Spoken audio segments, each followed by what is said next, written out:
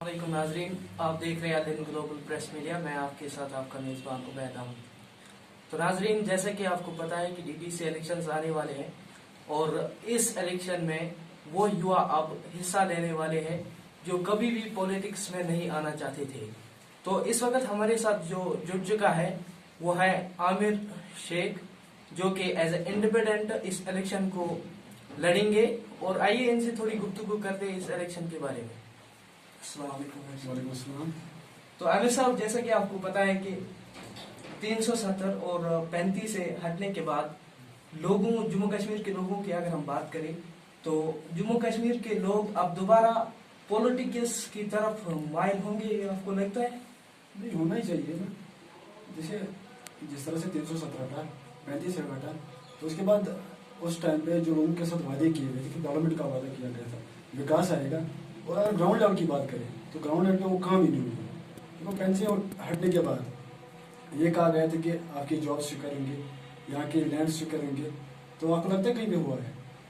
और जिस तरह से डेवलपमेंट की बात हुई थी कि यहाँ पे इंडस्ट्रीज होंगे, अनएम्प्लॉयमेंट खत्म हुई थी, तो उससे लोग काफ़ी मायूस हुए थे। और आज लगता है कि आज की पीढ़ी में जो युवा हम जैसे युवा आज पॉलिटिक्स में आ रहे हैं, वो कुछ चेंज लेके आए हैं।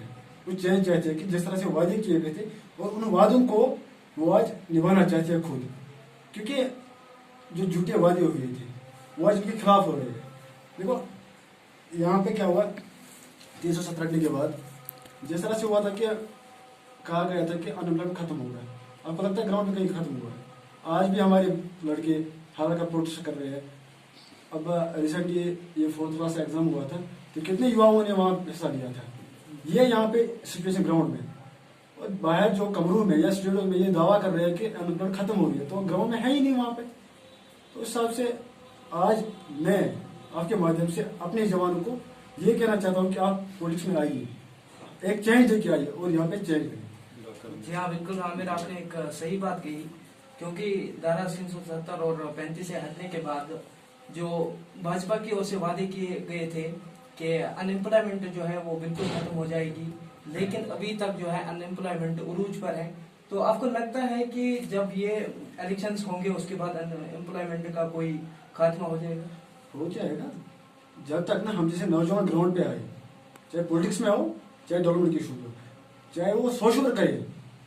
और अगर हम जैसे नौजवान, अगर हम जैसे नुमाइंदे बन के कल को डीडीसी इलेक्शन लेते और जीत के आएंगे इंशाल्लाह।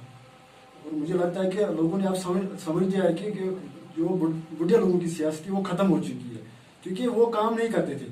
वो अगर काम करते तो अपने लिए करते थे, लेकिन आज का जो युवा है वो लोगों के लिए काम करता है, अपने नौजवान के लिए काम करता है, और वो आज चाहता है कि डेवलपमेंट हो। और रही बात अनएम्प्लॉयमेंट की, तो डीडीसी इलेक्शन में जीतने के बाद इंशाल्लाह वो युवा जॉब क्रिएट करेंगे अपने यूथ के लिए, अपने आने वाले बच्चों के लिए। मतलब आपका ये एजेंडा है कि आफ्टर पॉलिटिक्स में आने का मकसद आपका यही है कि अनएम्प्लॉयमेंट जो है वो आजकल उरूज पर है और बेरोजगार नौजवान है हर जगह। तो आपका यही एक आइडियोलॉजी है कि आप अनएम्प्लॉयमेंट को थोड़ा खत्म करना चाहते हो? देखिए, मेरा पॉलिटिक्स में कोई आने का शौक नहीं था, और न ही मैं किसी पॉलिटिकल न ही कोई मेरा पॉलिटिकल बैकग्राउंड है। और पॉलिटिक्स में आने का मकसद यही था कि हमारे नौजवान जो दर बदर भटक रहे हैं उनके लिए मैं कुछ कर पाऊँ।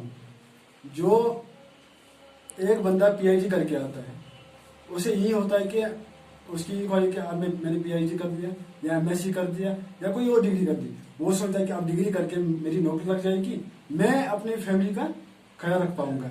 लेकिन क्या होता है कि उसे या तो वो कहीं फ्रूट्स की दुकान में फ्रूट से करता होता है, या कहीं केले बेचता होगा, या कहीं रोटी बेचता होगा। तो उस हिसाब से वो मायूस हो चुका है।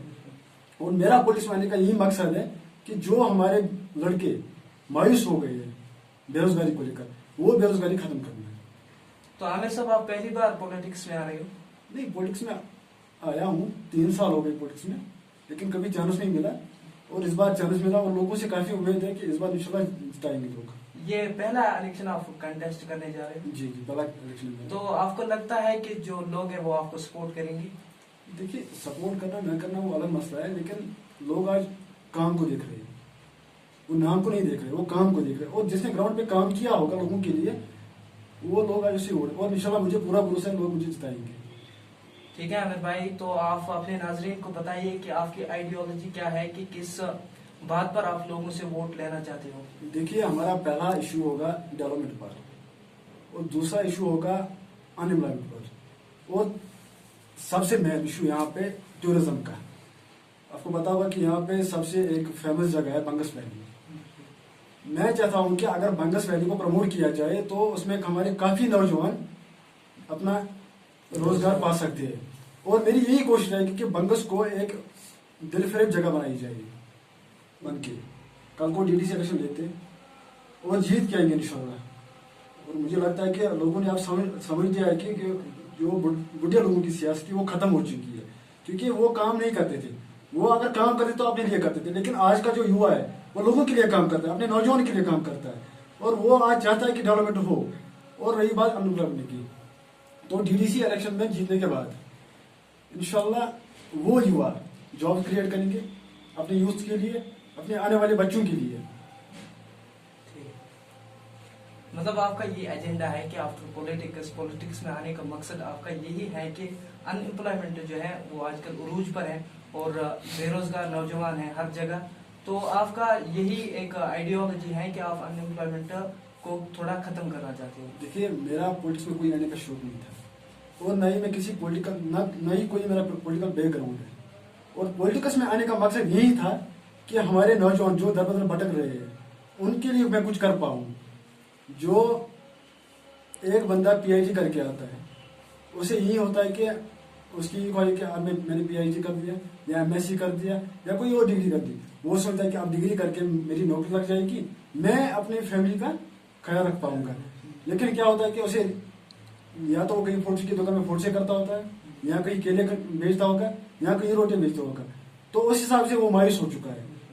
और मेरा पुलिस में आने का यही मकसद है कि जो हमारे लड़के मायूस हो गए हैं बेरोजगारी को लेकर, वो बेरोजगारी खत्म करना है। तो आमिर साहब, आप पहली बार पॉलिटिक्स में आ रहे हो? नहीं, पॉलिटिक्स में आया हूँ, 3 साल हो गए पॉलिटिक्स में, लेकिन कभी चांस नहीं मिला, और इस बार चांस मिला, और लोगों से काफी उम्मीद है कि इस बार इंशाल्लाह जिताएंगे लोग। ये पहला इलेक्शन आप कंटेस्ट करने जा रहे हो? जी जी, पहला इलेक्शन में। तो आपको लगता है कि जो लोग हैं वो आपको सपोर्ट करेंगे?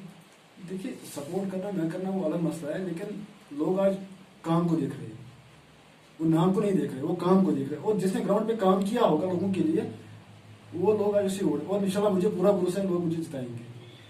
ठीक है आमिर भाई, तो आप अपने नाजरीन को बताइए कि आपकी आइडियोलॉजी क्या है, कि किस बात पर आप लोगों से वोट लेना चाहते हो। देखिए, हमारा पहला इशू होगा डेवलपमेंट पर, और दूसरा इशू होगा अनएम्प्लॉयमेंट पर, और सबसे मेन इशू यहाँ पे टूरिज्म का।